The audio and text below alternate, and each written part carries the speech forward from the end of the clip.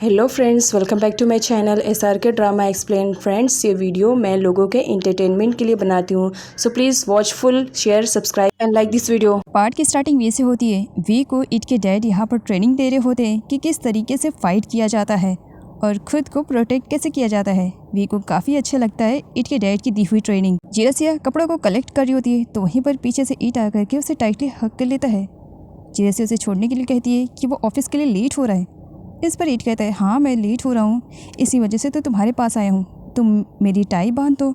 जिरसिया कहती है, लेकिन मुझे तो टाई बांधने नहीं आता है। तब ईट उसे सिखाता है कि किस तरीके से टाई को बांधा जाता है और यहाँ पर इन दोनों का रोमांटिक सीन भी दिखाया जाता है। ईट जिरसिया को टाई बांधना सिखा देता है और यहाँ पर जिरसिया से कहता है कि अब से ये उसका रेगुलर काम रहेगा, तो जितनी जल्दी सीख जाए उतना ही ज़्यादा बेटर रहेगा। और ऑफिस जाने से पहले वो जिरसिया को किस भी करता है। जिरसिया की फैमिली वाले मिल करके कुकिंग कर रहे होते हैं तो वहीं पर ईट के डैड आ जाते हैं। ईट के डैड को बुरा लगता है कि उनकी घर की बहू इस तरीके से किचन में काम करे, जबकि उनके इतने सारे नौकर चाकर थे। यहाँ पर ईट के डैड को मालूम पड़ता है कि ये काम करने के लिए मोई ने कहा है और मोई की अच्छी वाली क्लास भी लगा देते हैं ईट के डैड, क्योंकि उनका कहना था कि जिरसिया इस घर की बहू है और यहाँ पर बहुत सारे सर्वेंट हैं काम करने के लिए, तो मेरी घर की बहू इस तरीके से काम नहीं करेगी। ईट अपनी कंपनी को और ज़्यादा इंक्रीज़ करना चाह रहा था, तो इसी वजह से वो अपनी कंपनी के प्रोजेक्ट के बारे में सब लोगों को बताता है।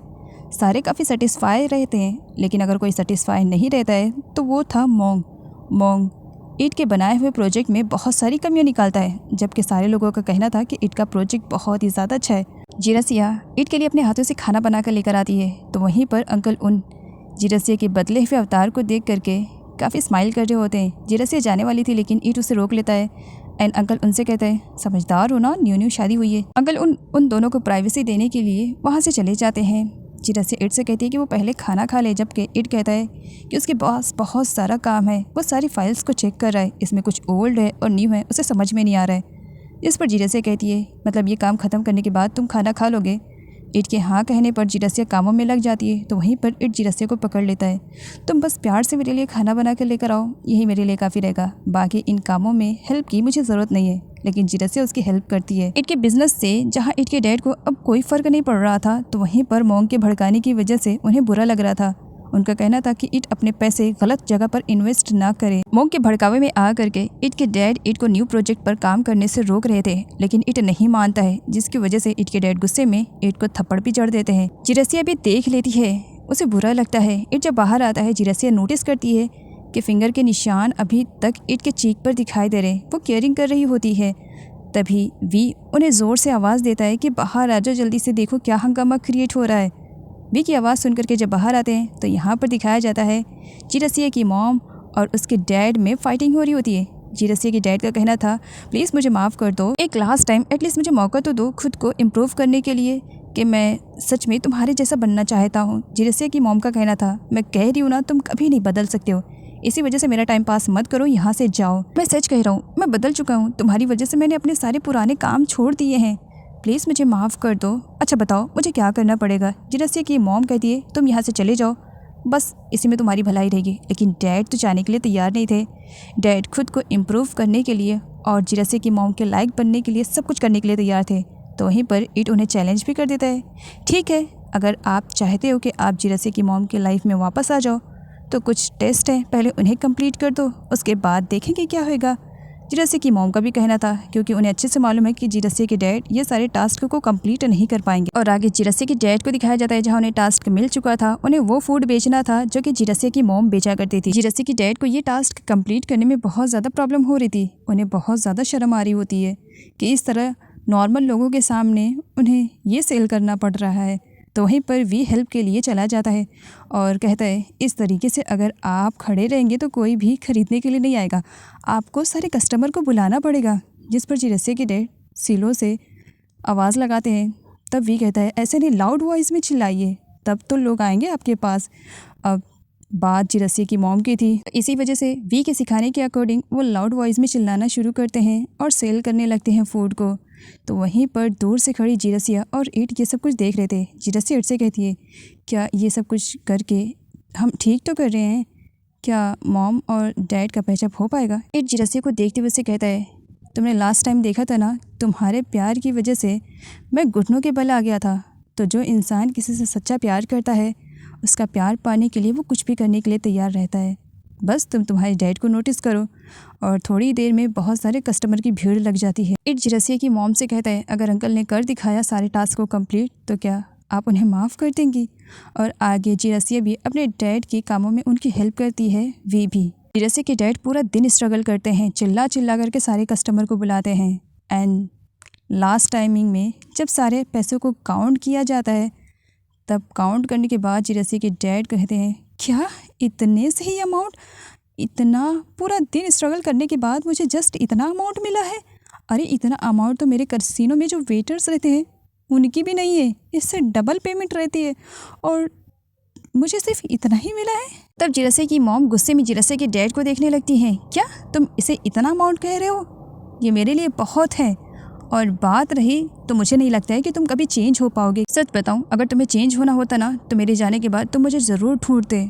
डैड कहते हैं कि उन्होंने जिरसिया की मॉम को बहुत ज़्यादा ढूंढा था, लेकिन जिरसिया की मॉम नहीं मिली। जिरसिया, इट और वी तीनों घर पर चले आते हैं। जिरसिया वी से कहती है कि वो अपनी स्टडी पर फोकस करे।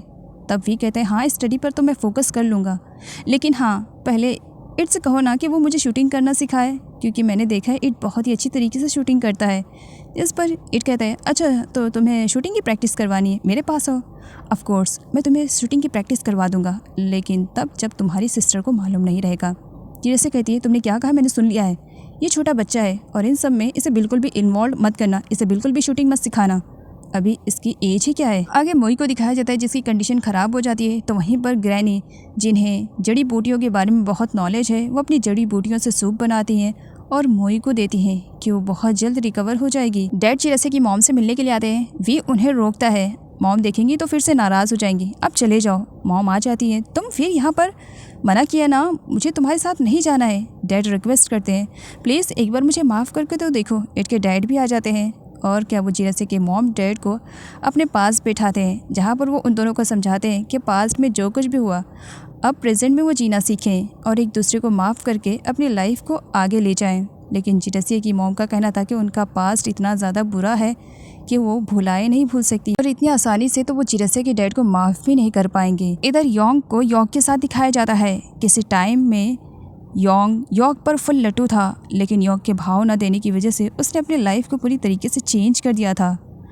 वो गैंगस्टर लाइफ जी रहा था, बट यहाँ पर वो यॉक से कहता है कि वो अपनी लाइफ को अब पूरी तरीके से चेंज करना चाह रहा है, वो नॉर्मल पर्सन की तरह रहना चाह रहा है। क्या वो अच्छा बन भी जाएगा तो यॉक उससे शादी करेगी या नहीं? यॉक साफ मना कर देती है, तुमसे मैं शादी नहीं कर सकती हूँ। तब योंग कहता है, इस वजह से क्योंकि तुम उनसे प्यार करती हो ना, पिछली बार भी तुमने उनकी ही वजह से मुझे रिजेक्ट किया था और आज भी मैं रिजेक्ट हो रहा हूँ, मुझे बुरा लग रहा है। इट अंकल उनको सजेस्ट करता है कि उन्हें जितनी जल्दी हो सके यॉक से शादी कर लेनी चाहिए। अगर इस बार उन्होंने टाइम वेस्ट किया तो हो सकता है यॉक की लाइफ में कोई दूसरा आ जाए और उनका पत्ता साफ हो जाए। यॉक को कहीं खो ना दे, इस वजह से वो तो पहले से डरे हुए थे और यॉक को योंग के साथ भी देख लेते तो और ज़्यादा डर जाते हैं। आगे जब यॉक घर जाती है तब एक गर्ल उसे रोज़ देती है, ये कहते हुए कि किसी के कहने पर उसने ये रोज़ यॉक को दिया है। यॉक को अपने ही डोर पर बहुत सारे फ्लावर्स दिखते हैं जो कि अंकल उनने ही लगाए थे। यॉक अंकल उनसे पूछती है कि आज तुम्हारी तबीयत ठीक तो है ना, कभी ऐसा करते नहीं हो, आज ऐसा क्यों कर रहे हो? तब अंकल उन कहते हैं, इस वजह से क्योंकि मैं अपनी फैमिली बनाना चाहता हूँ और ये तभी पॉसिबल हो सकता है जब तुम मुझसे शादी करोगी। Will you marry me? जिस पर यॉक हाँ कह देती है। अंकल उनके साथ इट ने कुछ ज़्यादा ही पैक मार लिया था। घर आता है नशे में था और उसे फीवर भी था। तब जिरसिया उसे संभालती है और उसके लिए काढ़ा भी बना कर लाती है। इट कहता है, ये बहुत ही ज़्यादा कड़वा है, मुझे नहीं पीना है। जिरसिया कहती है, पूरा किसने कहा है पीने के लिए, हाफ तो पियो, कम से कम तुम्हारी तबीयत तो ठीक रहेगी। जिरसिया इट से कहती है कि वो ठंडे पानी से अपने बॉडी को क्लीन कर ले, हो सकता है इससे फीवर कम हो जाए। तो वहीं पर इट जिरसिया से कहता है कि ये काम वो खुद करे। जिरसिया काफ़ी शाय फील करते हुए अपना काम कर रही होती है। तो वहीं पर इट कुछ ज़्यादा ही रोमांटिक मूड में हो जाता है और यहाँ पर जिरसिया से कहता है कि वो उससे दूर नहीं रह सकता है। वैसे तो इट ने कई बार ट्राई किया था कि वो जिरसिया को किस कर सके, लेकिन कभी जिरसिया ने ऐसा मौका ही नहीं दिया। बट आज यहाँ पर इट की ये ख्वाहिश भी पूरी हो जाती है, वो जिरसिया को किस भी करता है। मॉर्निंग में जिरसिया जल्दी उठ जाती है, वो उठकर जाने वाली थी। इट उसे टाइटली पकड़ लेता है। जिरसिया उसे कहती है कि वो लेट हो जाएगा। तब इट कहता है, आज मैं बिल्कुल भी लेट नहीं होने वाला हूँ, थोड़ी देर क्या तुम मेरे साथ और रह सकती हो? जिरसिया स्माइल करती है। मोई को जो कुछ भी चाहिए था उसे कभी नहीं मिला, इसी वजह से वो यहाँ पर इट के डैड को अपना शिकार बनाती है और उनके खारे में पॉइजन डालती है ताकि धीरे धीरे उनकी जान जाए, और ऐसा करते हुए सर्वेंट देख लेती है। इट जिरसे से अपनी टाई बांधने के लिए कहता है। जिरसे की हाइट छोटी थी, इसी वजह से इट चेयर पे बैठ जाता है जहाँ पर जिरसे अच्छी तरीके से टाई बांधती है।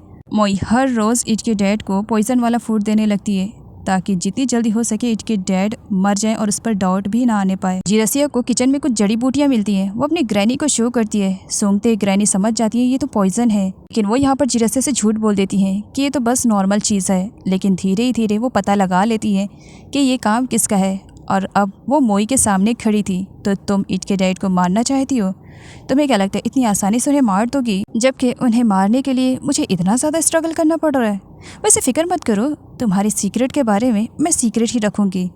अगर हाथ मिला लिया जाए तो कैसा रहेगा? मोई को भी अपनी जान बचानी थी, उसका भांडा न फूटे, इसी वजह से वो ग्रैनी के साथ हाथ मिला लेती है। ग्रैनी भी पॉइजन अब इट के डैड को देने लगती है, जबकि इट के डैड को लग रहा था कि ये मेडिसिन है जिससे उनकी कंडीशन ठीक हो जाएगी। लेकिन पॉइजन की वजह से इट के डैड की कंडीशन अचानक से ख़राब हो जाती है। डॉक्टर के थ्रू इट को मालूम पड़ता है कि अब उसके डैड पहले की तरह नहीं रह पाएंगे। वो पूरी तरीके से पैरालाइज हो गए हैं। वो ना ही बोल सकते हैं, ना ही उठ सकते हैं। उन्हें हर चीज़ के लिए दूसरों का मोहताज बनना पड़ेगा। यहाँ पर इट को डॉक्टर से ये भी मालूम पड़ जाता है कि गलत मेडिसिन देने की वजह से इट के डैड की कंडीशन ऐसी हुई है। जब इट छानबीन करता है तब सर्वेंट बता देती है कि कई बार उसने मोई को देखा है बॉस के खाने में कुछ मिलाते हुए। अब यहाँ पर ग्रैनी को दिखाया जाता है, वो भी मोई के अपोजिट में हो जाती है। पहले तो साथ देने की बात कर रही थी, लेकिन जब मालूम पड़ा कि मोई फंस चुकी है तो वो खुद भी अपना पल्लू झाड़ लेती है और सबूत भी शो कर देती है कि ये सब कुछ मोई ने जानबूझकर किया है। मोई को घर से बाहर निकाला जा रहा था। मॉन्ग को डर था कि कहीं उसकी सच्चाई भी बाहर ना आ जाए। इसी वजह से लोगों के सामने वो भी मोई को बहुत बुरी तरीके से मारता है कि उसने क्या किया। जिन लोगों ने उस पर एहसान किया उन्हीं लोगों को वो इस तरीके से मारना चाह रही है। नेक्स्ट सीन में ग्रैनी को दिखाया जाता है, जिन्होंने सर्वेंट को अपने हाथों से मार दिया था, इस वजह से क्योंकि सर्वेंट उनकी सच्चाई के बारे में जान चुकी थी और वो इट को बताने के लिए जा रही थी। ग्रैनी फंस न जाए, इसी वजह से उन्होंने सर्वेंट को ही टपका दिया था।